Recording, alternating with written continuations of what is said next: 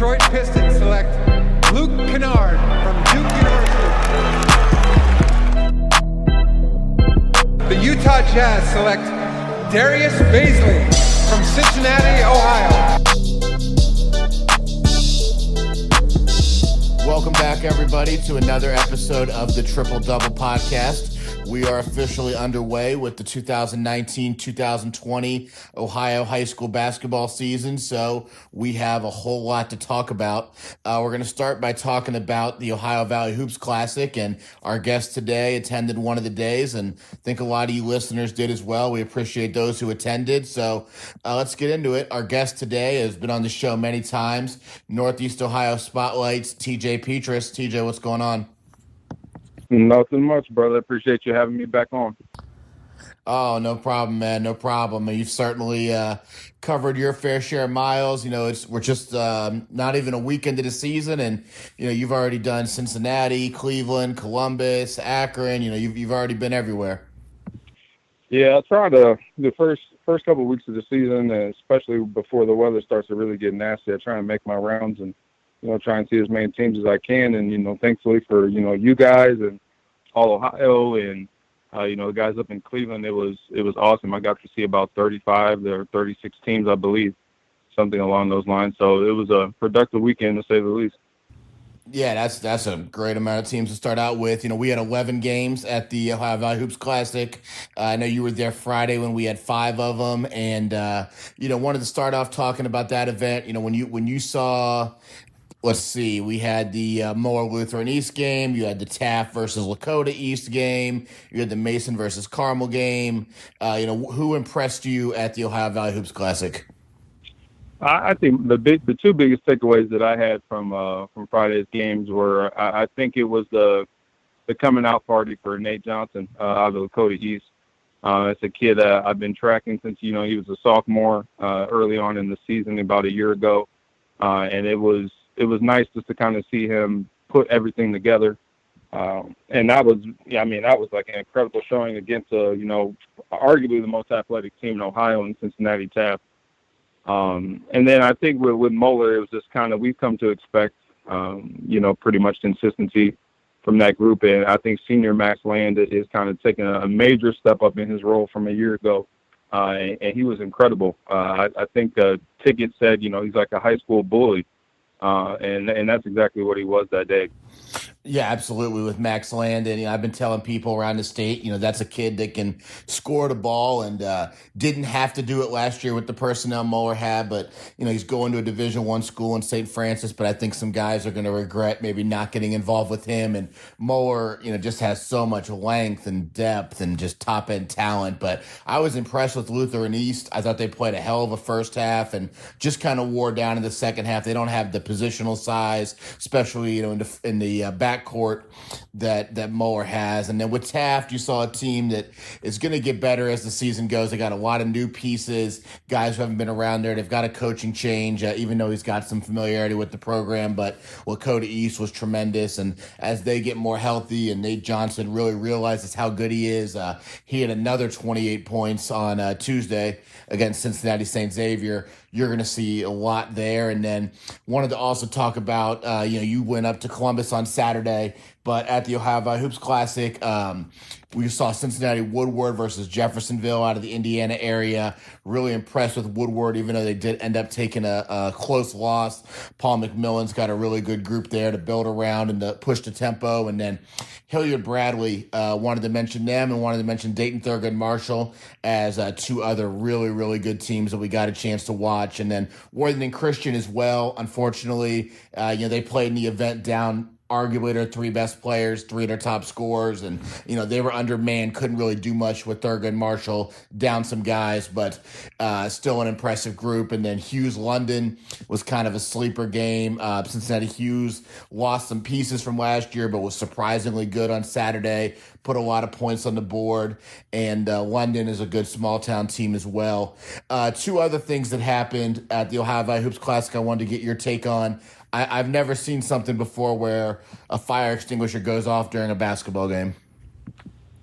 Yeah, Yeah, that was definitely a first for me as well. I remember watching the game, and I just look at that. I just hear you go, "What the hell?" And I had no idea what was going on. So I kind of look over, and I just see all this smoke, coming through the doorway. It reminded you like of a WWE like entrance. Like I thought Kirk Stubbs was going to come through with some pink overalls with Pick Central Tigers on the front of it, and it was definitely interesting, and I was surprised, honestly, at how long it took for everything to kind of get cleared away. And I mean, it was funny though, for sure, and definitely was a kind of like a well-deserved break to kind of split the day up a little bit. Yeah, some of those people up at Mason Arena were a little soft, man. When the smoke started rising, I saw people just sprinting away from that area. I didn't know what the hell was going on. At first, I thought it was a mace grenade because I told you I was at an All-Star game years ago, and there was a fight, and the cops had to throw a mace grenade, and I remember that. So fortunately, it was just a fire extinguisher that got knocked off the wall, and definitely slowed the game down and put us a little behind schedule for today. But that type of stuff's going to happen. And then the real funny moment of the event, though, and you missed it Saturday, was the Jersey Mike's incident with Chaz. So Chaz and me are sitting at the scores table watching whatever game, and it's a fourth quarter and starting to get a little out of hand. And Chaz tells the one ref during a timeout, no, I'm sorry, not during a timeout, during an out of bounds. So it's still like the game's in flow. And Chaz tells the guy, man, don't call any fouls. Let's get out of here. It's time for you to go to dinner. And the guy goes, well, I'm going to Jersey Mike's for dinner. And Chaz makes whatever little dumb comment. And the guy reffing the game reaches into his pocket and pulls out a Jersey Mike's business card with a coupon on the back. I was like, yeah, I'm opening a Jersey Mike's. Come on by. So I've never seen the fire extinguisher, and I've never seen a restaurant owner give a sales pitch to somebody during a basketball game. Yeah, and of all people, the ticket would be involved when it comes to food. No doubt about that. So tell us then. So after you did Cincinnati Friday for Mason, and then Saturday and Sunday you also did stuff. So where were you at the rest of this weekend? Yeah, Saturday I went to the All Ohio Classic in Columbus.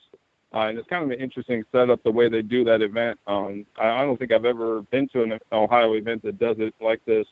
But they have basically like two events going on in two different gyms, basically simultaneously. The games are kind of offset, so which is kind of nice. But in the same breath, it can kind of be annoying depending on who you're trying to see.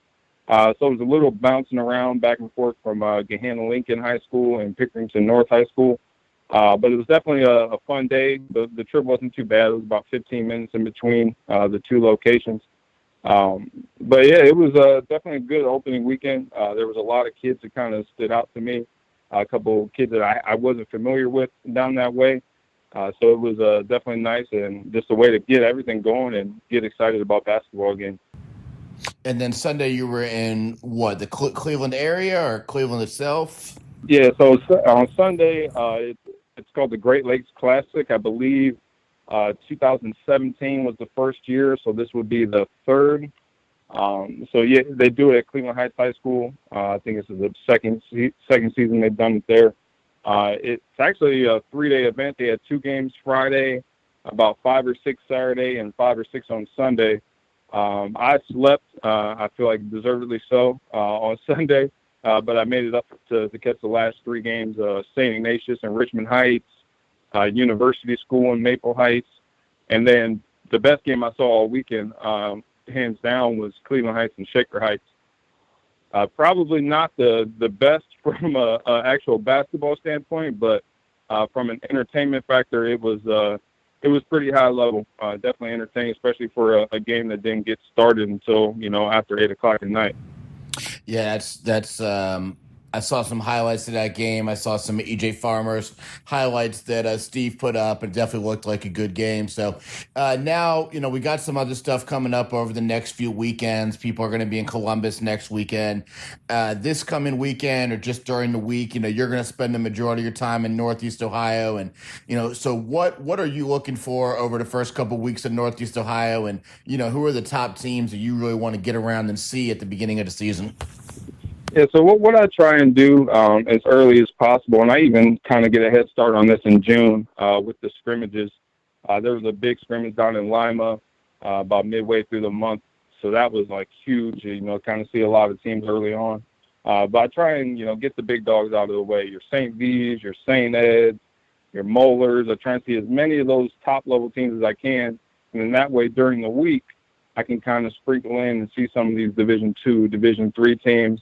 Because then we, as we both know, on the weekends, especially throughout the months of December and January, you get a lot of those multi-game events where you're going to see. It seems, I don't know how you guys feel, but it's almost like the same 20 teams just kind of get rotated throughout these statewide events. So I feel like I see those guys enough, so it's kind of nice to, throughout the week, see some of the teams that, I don't get to see as often. Speaking of those top teams, though, Saturday is a big game up my way. Cincinnati Moeller comes up to play St. V. And I think this is, the second year in a row that they've played in the regular season? Yeah, they played at Moeller last year.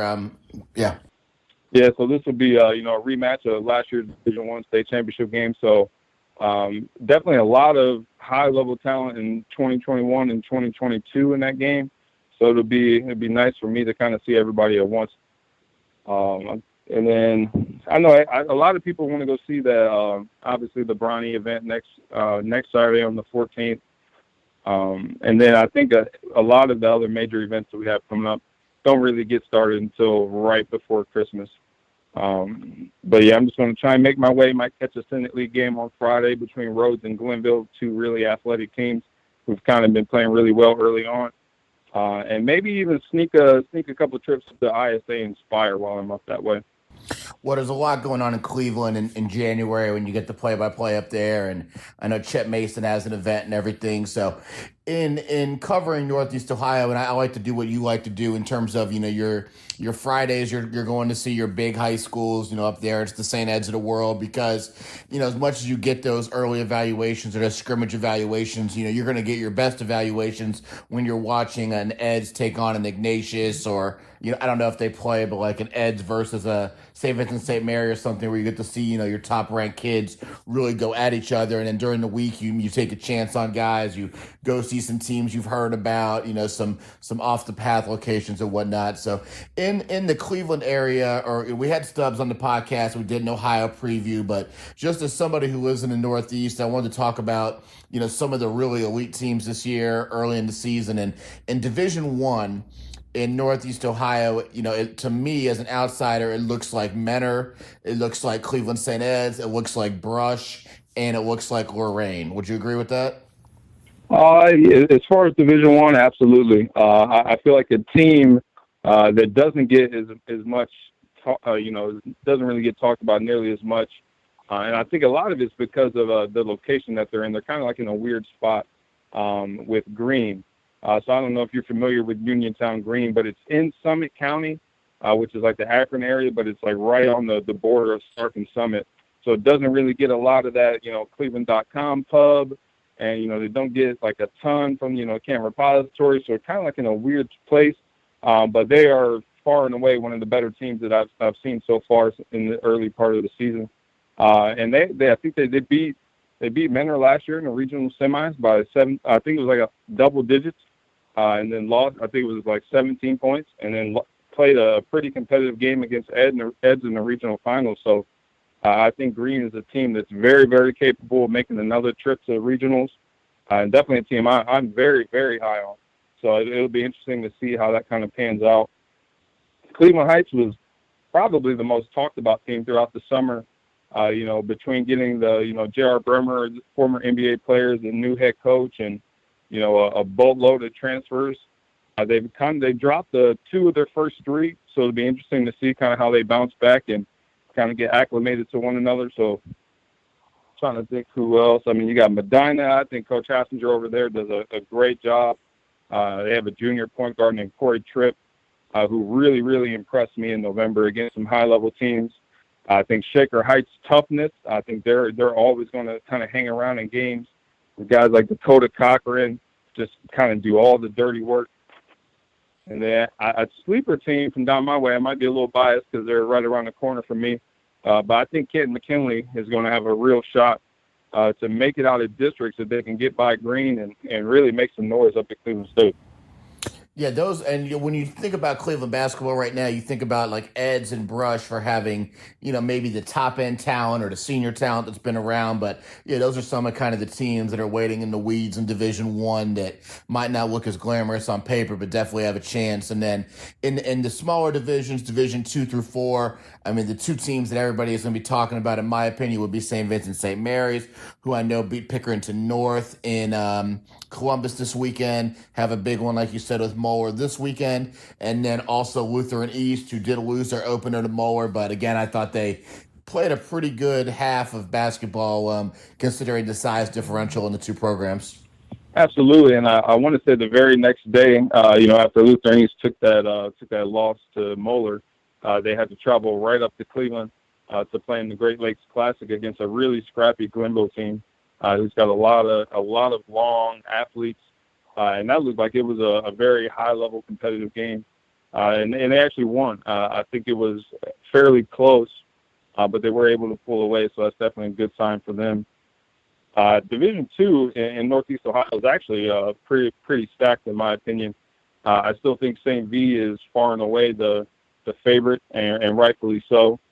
But when you got, your teams like Lake Catholic, as two, Division 1 signees, Akron Buchtel, even without Chris Livingston, still a really athletic and talented group. Cleveland Central Catholic, I think Coach Jordan Duke does as good of a job as anybody in the area of getting his guys to buy in and really just compete and play hard. I know they have a lot of seniors over there, so I think they're going to be able to give it one last push. So Division 2 is pretty deep up this way, and it's going to be fun, especially when March rolls around. Yeah, it should be fun. I mean, I appreciate you trying to name a lot of teams, but all roads still go through St. Vincent St. Mary, at least in the Akron district. I'm not great on how that all breaks down, but, you could almost say they're overwhelming favorites to make a push towards the state tournament, even as far away as we are. So looking at the Northeast Ohio area as a whole in terms of individual talent.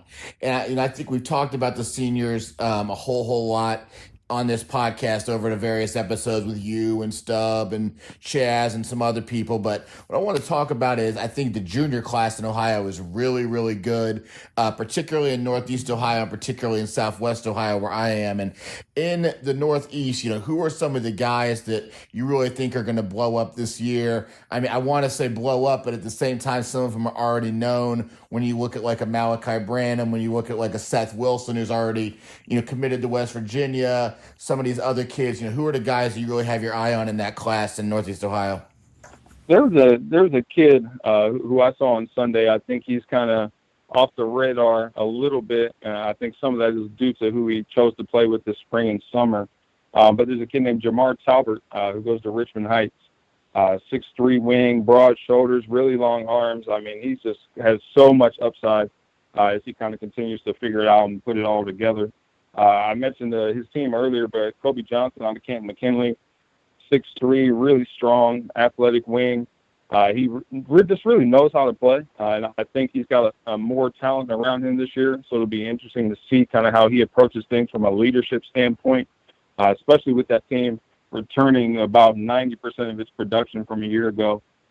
Henry Rayner was a kid I remember me and you watched down in. I like him a lot. I believe it was.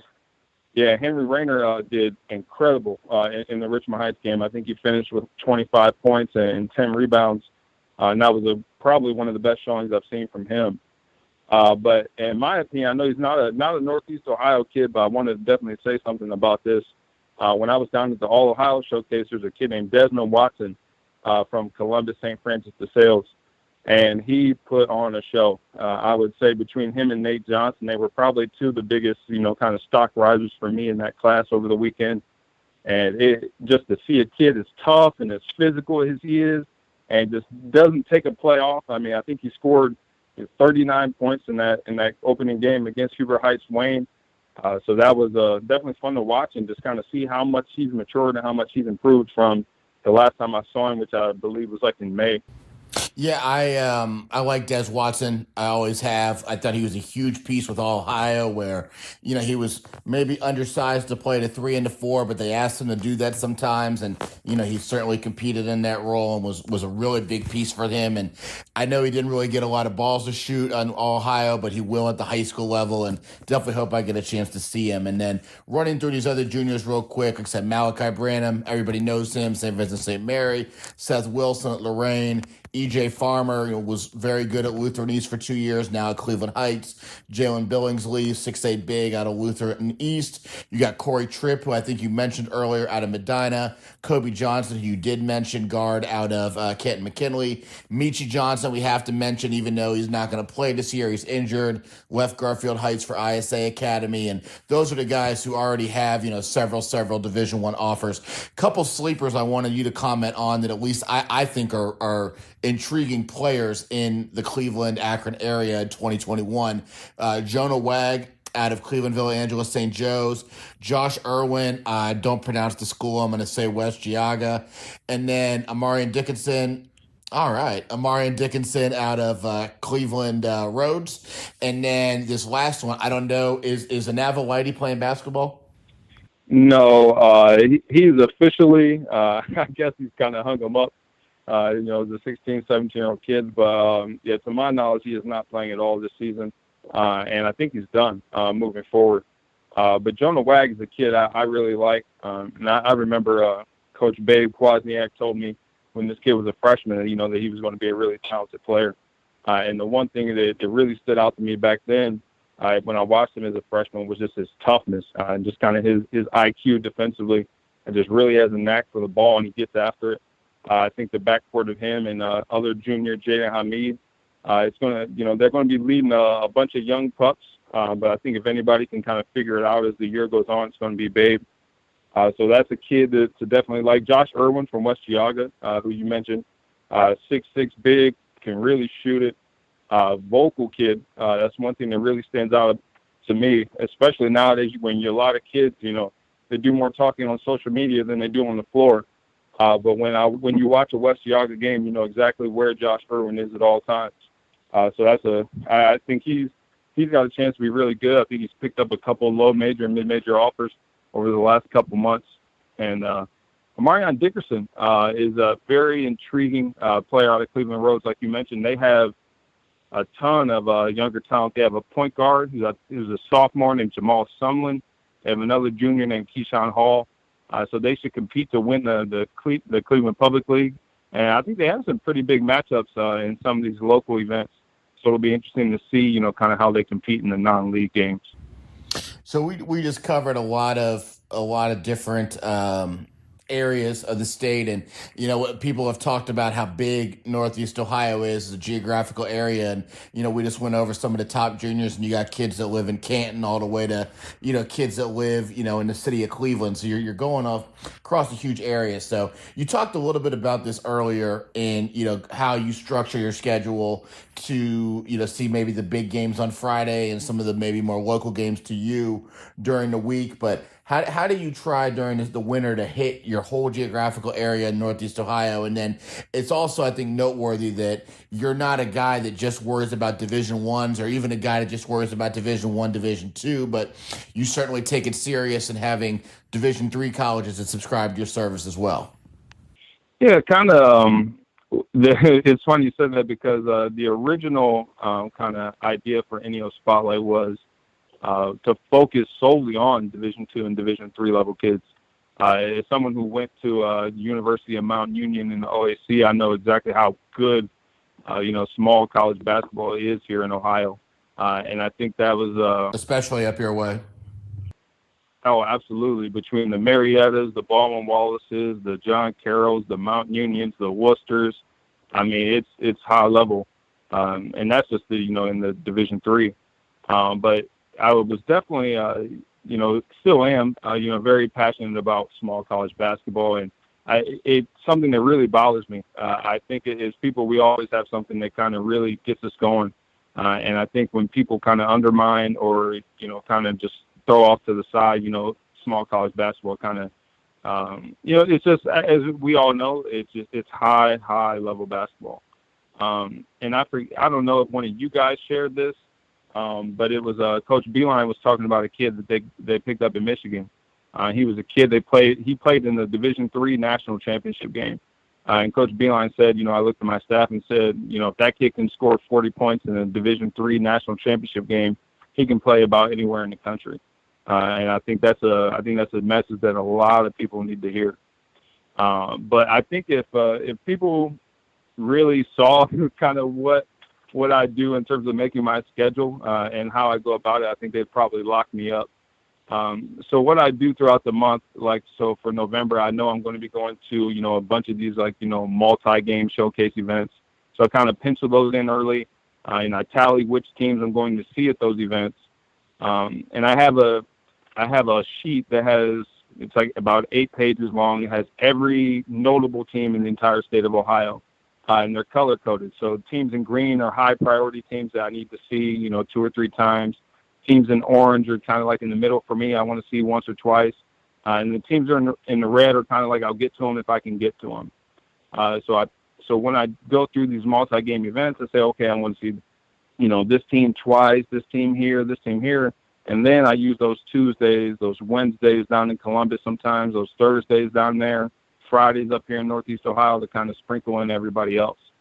But like I mentioned earlier, June, November, those 2 months really, really helped me kind of get a head start on that and figure out who I need to see throughout the high school season. Yeah, I like your system. I've tried to do that in the past and spent hours kind of working on a schedule for the whole season, and then it gets to be the week of a game, and I'm like, man, I really want to see this game instead. So I try to do my scheduling for the week on Sundays, but I like how you put that all together. Want to talk about before we get into a scouting thing? I want to ask you 2 other questions about Northeast Ohio basketball this year, and I think you're definitely the guy with the most information about this. Chris Livingston, very public now that he's left Akron Buchtel, and talk about where he is, how he ended up there, and kind of what's the whole situation with Chris Livingston. Unfortunately, there's a lot of opinion and not a ton of facts being thrown around about what exactly happened. I was able to see Buchtel, I believe, 3 times in November at 3 different scrimmages. And then I got to see them this past weekend down in Columbus. And early on, no one really expects good basketball in November. But when I was watching this Buchtel team, many picked as, the second best team in Division II in the entire state, right behind their neighborly rival in St. V. You could just tell kind of something was off. And not only just with, Chris, but, just kind of with just the way the team kind of went about it. It just something just kind of felt weird to me. And then apparently, there was an incident at Medina High School, not like a huge blow up or anything like that, but there was a certain situation that I guess was just kind of like the last straw. And I received, I kid you not, probably between 8 to 10 text messages while I was driving home from Medina. Mind you, that's only about a 40-minute drive. So word kind of got around fast that, that he was leaving, and everyone was trying to speculate on where he was going. And in Ohio, with him already playing a few of those scrimmages, he already established eligibility here with OHSAA. So really the only options he had if he wanted to stay in Ohio were, ISA, Spire, or Western Reserve Academy where they're at right now. So, and I think a lot of what went into the ISA, the Western Reserve Academy choice was the fact that Hudson is just, a skip and a hop away from Akron. And it's, easier. I think that was the easiest transition between the 3 choices that they had. And Western Reserve, so they do not play OHSAA officially, but they do play plenty of Ohio high schools, by my understanding. So he'll be able to play right away. I guess he's making his debut this weekend. And what type of basketball do they play over there? Do they have any other guys with them? They have, it's kind of like a revolving door of players. And the majority of them are not from Ohio. So I know at one point they had a 6'9" kid from Europe who was here for a few months. I believe he kind of went back home. They have like an undersized point guard from Michigan, but I've heard really good things about him. He's a junior point guard, supposed to be really talented. I know they did just lose to, I think it was Benedictine last night by about 20 or so. But, obviously Chris Livingston and his brother Cordell kind of helped that situation a little bit. Western Reserve's a team, I haven't seen them in about 2 years. So I'm not quite, I talk to their coach quite often, but not sure exactly what they have in terms of this upcoming season. And like I said, it's kind of like Aspire and ISA where they get new kids every year. So, you might get that, that same core of 3 or 4 guys might stay put, but all the role guys, all the supporting guys changes literally by the month. And we talk a lot on this podcast about being, just being a business. And from a business perspective, one of the things that's really interesting is the showcase events. So it's no mystery that Akron Bookdale was in every single showcase, including the one next weekend at Nationwide Arena where, Bronny James is going to be playing and everything. So do you think we're going to see Western Reserve in any of these events? I mean, I don't think we're going to see Bookdale leave any of these events as contracts are already signed, but it'll be interesting. There was going to be kind of the Chris Livingston tour of Ohio. Yeah, they were scheduled for the play-by-play event in Cleveland, the Sierra Canyon St. V event that's going down in Columbus. They're all over the place. And I have heard rumors. I've gotten a few calls from a couple other head coaches who've been asked to kind of maybe potentially take their spot in a few of these events. Whether that actually goes through or not, who knows? I guess we'll find out, soon enough. But with Western Reserve, they don't have a cap on how many teams they can play or, where they can play or what days they can play on. So I wouldn't be surprised if you see them start to sneak into some of these events. Or maybe, some guys add on games or if someone backs out last minute, obviously they'll probably be one of the first teams to receive a call. Interesting. And then, we'll see what Bookdale's schedule looks like. But another team talking about big scheduling is ISA. And they really, even though they've been around maybe a couple years now, I'm not even sure, they really kind of upped their profile. Okay, so this is only their second year. So their first year, they really burst on this scene in terms of playing some high-level games, playing and flying to the hoop, playing in some other stuff. But this second year, they've really boosted their schedule. They're playing in some national events. In the Cleveland area, how much are they talked about, and what do they have on that roster right now?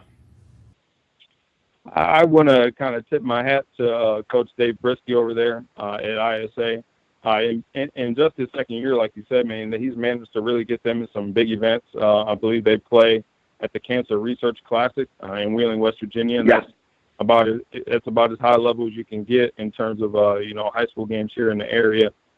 But I would say in terms of Cleveland basketball, I don't really think ISA gets talked about as much as you would probably think. I think Michi Johnson not playing this year kind of has a lot to do with that. I think next year will be a different story.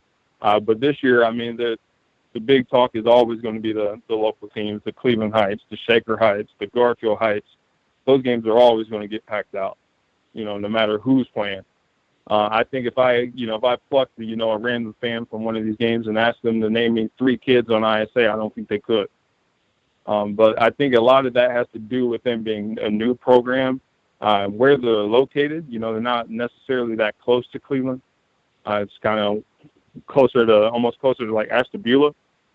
So I think there are a few factors that kind of go into why that is. But I think ISA next year when they return, Charles Bediaco is the top 30 player in the country. Michi Johnson is the top 100 player in the country. Cordell Charles is regarded in that light as well. Andy Barba is a local kid who is reclassifying, I believe, and will be 2021. So I think next year ISA will really be kind of the talk of the town in Northeast Ohio. And a really good senior this year there in Keon Ambrose as well. So going to Alabama. Alabama, that's right. Yeah, no, and a lot of the Canadian kids there, and because of that, like you said, there's not as much allure around them in Cleveland, but certainly a lot of talent for people who want to get out and see, high-level basketball. There's a great opportunity there. So the last thing I wanted to talk to you about then really is just about kind of the process of evaluating high school games, and it's very different than evaluating an AAU game or a camp, and that you're watching a game where there hopefully is a scouting report where there's a familiarity between the two teams, there's distinct coaching styles, there's set offense, there's set defense. So how do you go about evaluating a high school game, taking notes during the game, and then after the game's over, what do you do with that information that you compile? One thing that kind of as I continue to learn in the scouting industry is one thing that I really kind of put an emphasis on is does the kid actually know how to play? And that's one thing that it's probably one of the more difficult things to evaluate, especially in Northeast Ohio. I think a lot of that has to do with the style of play. Like I mentioned earlier with that Shaker Heights and that Cleveland Heights game, I mean, it was a blast. I mean, it was up and down, as fast-paced as you could get, from an Ohio high school basketball game. But in terms of, an evaluation on my end, it definitely was different. And it did kind of almost give you like an AAU type of feel. Whereas, when you watch a game like Carmel from Indiana against Cincinnati Mason, which was just a very structured game, it's completely different. So it's definitely, I think it takes two different approaches. I think you have to, while you're evaluating, take that into account. Like you mentioned, taking into account how many other college basketball players are on the floor. I think that's another thing that gets, kind of, left out when, people talk about, oh, this kid just scored 50 points or this kid just scored 45 points. Well, who was on the floor? That's always my first question. But what I do throughout the weeks is, if I go to 3 or 4 different games, usually I try and do this on Sundays and mostly Mondays, is kind of type up a scouting report of every prospect that I saw, whether it was a high major Division I kid to a Division III kid and to a junior college kid. I try and spread it across all levels. And I guess really my thought process behind that was, could I focus on the Division I kids? Absolutely. I think it'd be a lot easier. There's definitely not nearly as many of them. But I was like, while I'm watching these games, even if you focus on just the Division I kids, Corey, like, how many Division II and Division III kids are you going to see along the way? So to me, it just kind of made sense to, why not? And, a lot of those guys, kind of reach out to me and talk to me. So it just kind of made sense from my standpoint. With the Division III guys, also, I think you want to do it. And I used to only do Division I and Division II, and I would go to watch a Lakota East, a Moeller, a Mason, a Taft, a Hughes, and I would always see a couple kids who were a little less talented but really, really loved to play. The kids that people always say, oh, they're going to be a coach someday. And you say, well, I want that kid to succeed. That's ultimately, at least a part of why we're all doing what we're doing. So I've really tried to make a focus on that as well. And I've changed the way I do it this year, which is I used to, if it was a Cincinnati game and I knew the two teams playing, I would never bring any pen or paper. If I wanted to take the rare note, I would do it in my phone. But my thought process was always that you lose so much at a game by taking a ton of notes that I'm better off just watching the whole time. And I have fortunately a pretty good memory for the basketball stuff. But this year I've tried to be a little more detail oriented in how I do it. And I did kind of what you and Chaz do with a printout of, some things to write down during the game based on each kid and whatnot. But what I then do every night when I come home is I like to do it every night because to me it just is quicker than trying to do it at the end of the week and everything's fresh in my mind. Is I like to send it out an email to all my subscribers of here's the game I was at tonight. Here's the evaluation of every kid, 2 or 3 sentences on every kid. And that way I think it shows the coaches, hey, you're out here. We're, seeing as many games as we can. We're looking at kids, high major Division I all the way through Division III. And, we're kind of flooding them with information. So from a business standpoint, they're seeing what they need to see on their return. And from a basketball standpoint, I'm always getting reps at continuing to get more and more evaluations on paper and, hopefully get better at it. And then also, when I see a team throughout the year, it's easier for me to go back and say, well, let me look at what I wrote down last game on. Let me look at what I wrote down the game before. And that's why I'm doing kind of the hard copies and notes this year is not only do I have the report that I'm sending out, but also kind of the chicken scratch notes that I'm taking. And that's something I learned from N.D. Kendrick, and that, I talked to him when I was very new in scouting, and he was telling me, after the game, he goes home and kind of tinkers with his evaluations. And I just kind of said, well, let's take it to the next step and let's send something out every night after we go to the game just to, again, try and be more detail oriented and getting as many reports out there as possible because, as you do a lot of work, Chaz does a lot of work, but there's also a lot of guys who, only send out kind of half-ass rankings 3 times a year, and that's all their service does. So, I want to make sure that we really add value to what we do. Absolutely. And the thing I've always been more kind of like a visual learner. So when I'm at these games, there's a lot of, just kind of like really small details, like you mentioned, that, if a kid, is taller or shorter than I remember, I kind of like to make note of that. And I keep a binder throughout the year where I put every single game that I went to in chronological order. And that way I like to see how much a kid has improved. So if I saw, Lakota East in November and then I saw Lakota East again in January or February, it's kind of nice to be able to, just pull my binder out, flip through the notes and, just kind of see how much has changed or how much has stayed the same, in that amount of time. I agree, but the one thing I've really tried to focus on over the last few years, and you and I and Chaz and everybody who's in our little group text, think we always talk about this, is when you're young in scouting, and some of the guys who are very young in scouting now do this, and we used to do it too, so, I'm not hating on these guys, is it's so easy to get too high or too low on a kid after a game, and what I like to look at the end of the year is if I saw a kid 4 times, hopefully all 4 of the evaluations are very, very close, and I might have put mid-major one time, I might have put mid-major minus the next time, I might have gone back to mid-major, but we're not having these huge jumps. And I think that's important to kind of be level-headed in this because you're dealing with kids, and especially when, we kind of look at our job as starting with the younger kids, the freshmen, the sophomores, to an extent the juniors. You're giving that college coach an introduction to that kid when they probably haven't seen him live yet. You have to understand that the younger they are, the more they're going to jump around, that needle's going to move, and you got to kind of be able to sift through that and see, here's the average performance right now, and here's how much upside I think they have. And you mentioned it earlier in terms of, well, how do you do that? And I think a big part of it, and I've learned a lot of this from talking to Chaz on here, is identifying what type of game it is. And I know Chaz is a believer in really making that shine through in the report you send out to your subscribers, which is, was it a fast-paced game or was it a deliberate game? Was it a well-coached game, or is it a kid who is benefiting from great coaching, or is it a kid who's probably raw partly because his coach isn't really, super skilled at getting this kid better? What's the level of competition of the game? Is it a high-energy game with a crowd, a rivalry game, or is it kind of a dead, empty gym? All these things kind of cater into your evaluations that you send out to your reports. And you brought up a really good point. I don't remember who said this. I want to say it was Chaz as well.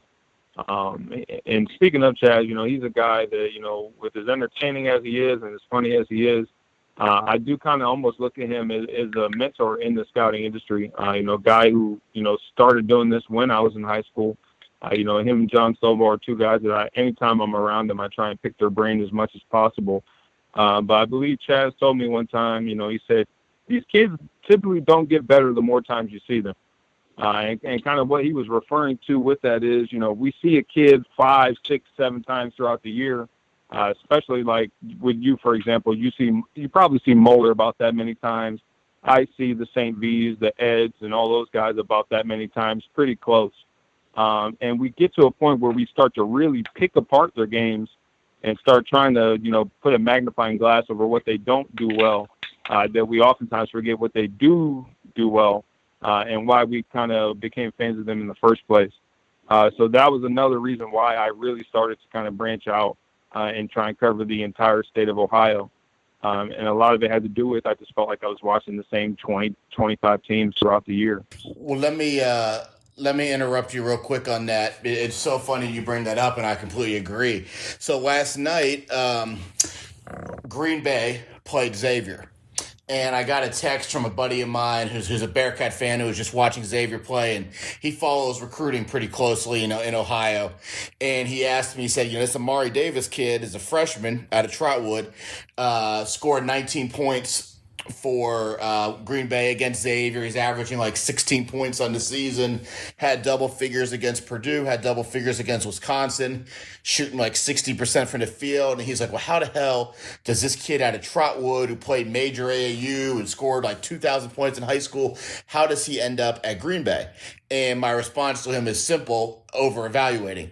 Everybody looked at Amari Davis and said, well, he's not a great shooter. Well, he's not the world's greatest ball handler. Well, he's only about 6'3". But in the end, he could just hoop and he could just win. And, he's a really, really good player, even if from a pure scouting standpoint, he doesn't maybe check all the boxes. And that's exactly what you're talking about is, when your first 2 or 3 times, you see a kid once and you don't maybe get to see his whole package, or maybe he has a good or bad day. But once you see a kid 3 times, you can probably say, here's how I feel about him. And yeah, the more and more you see him, I mean, with the rare exceptions, it's only going to go down. And there's definitely such a thing as, over evaluating an individual kid.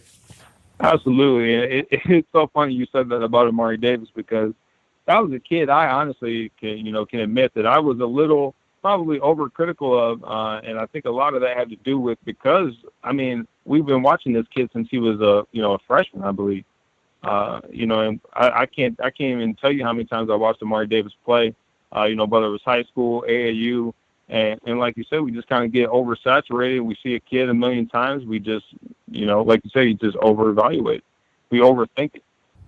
And that's what I saw. The last question I have for you is kind of goes in that category. And you sent me something last night, which is something that you send to your college subscribers, which is very unique, and that most people, myself included, look at it where we send out kind of rankings for a particular class. This is the class of 2020, and kind of breaking those rankings down by position and saying, well, here's the best point guard, here's the second best point guard, and by the way, here's what level they can play at.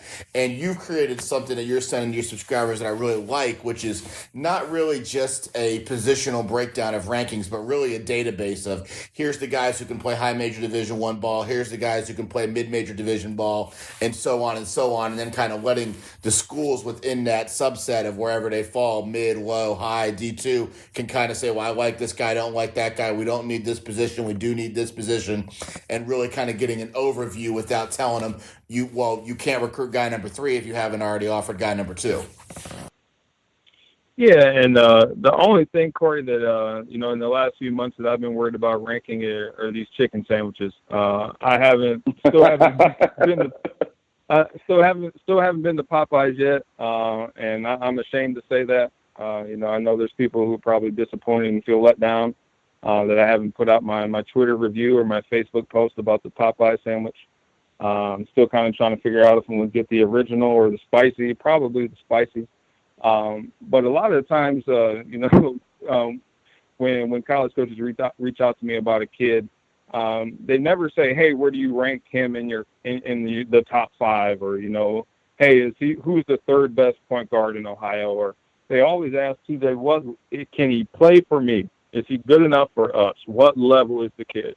So I really just started to, kind of take that into mind when I put out these databases, and it's broken down by level, and I think it makes it easier for my subscribers to just kind of scroll down. If you're Division II, you're going to be looking at the low major Division II plus guys. I just tried to make it as convenient for them, and as simple as it could be for me as well, because I feel like I've spent so much time, throughout the years, updating rankings and say, oh, this kid's better than this kid, when ultimately it's all subjective. Like you mentioned earlier, I might see a kid have the best night of his life. You might see him have the worst night of his life, and then we don't see him again. We update our rankings. I have him here, you have him here. It's all subjective at the end of the day, and I don't think anyone really cares, who's ranked where in terms of the state of Ohio. Well, the other part of having the database that's nice is it gives you more of a layout of how the kind of recruiting landscape works, where if you're, a school from, let's say, in the state of Kentucky, and you look at the Ohio database of yours and you say, well, here's the kids that are mid-major. Well, this kid is from Cleveland. That's like 5.5, 6 hours from me. Probably not going to recruit him. Well, this kid's from Cincinnati or Dayton. He's 2 hours or less away from me. He's on that mid-major line. I can recruit him. And that to them is much more important than, this kid is technically ranked ahead of him, and there's also, the variable of style of play within there. So no, I'm very much a fan of the way you've done things. And speaking of Kentucky, why in the hell did nobody tell me that there's a cookout down there?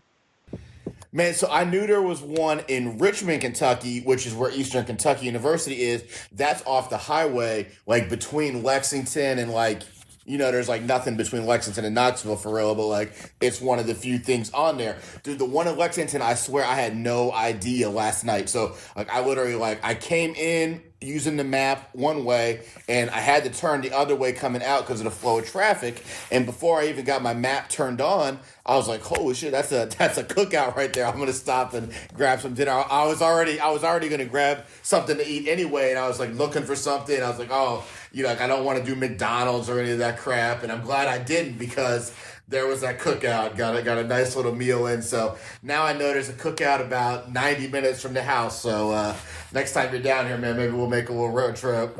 Oh, absolutely. I mean, I think Cookout is the only place where you can get 5 burgers, a quesadilla, and a milkshake for $3.99.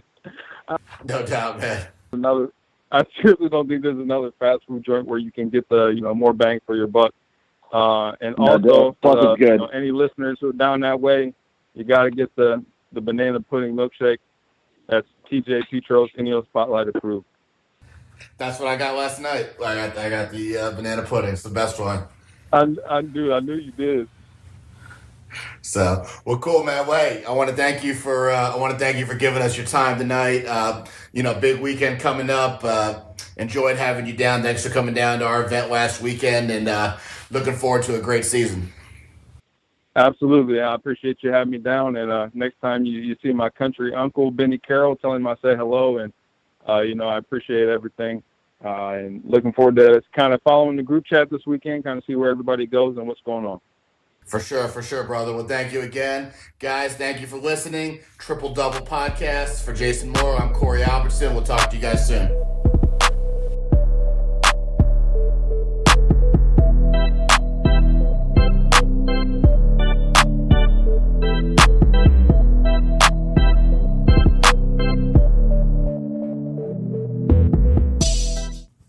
This podcast is brought to you by PlayEasy.com. For players, coaches, or casual athletes looking to book a sports facility, as well as owners and managers of sports facilities, PlayEasy.com is the new one-stop site for streamlined services. If you're looking for a place to practice, play, host your tournament, camp, or other, simply go to PlayEasy.com and create a booking request for your area. Your request will go out to surrounding facilities who will respond with their best offer. Once you receive the offer that best fits your needs, book the facility and you're ready to play. For facility owners and managers, PlayEasy puts the power in your hands to maximize the usage and visibility of your facility. Register your facility for free today at PlayEasy.com. PlayEasy.com is the booking site built by athletes, coaches, and facility managers, and is proud to help bring you the Triple Double Podcast. This podcast is also brought to you by Anago Cleaning Systems. Are you tired of struggling in a dead-end job? If so, Anago Cleaning Systems has what you're looking for, an opportunity to go into business for yourself, but not by yourself.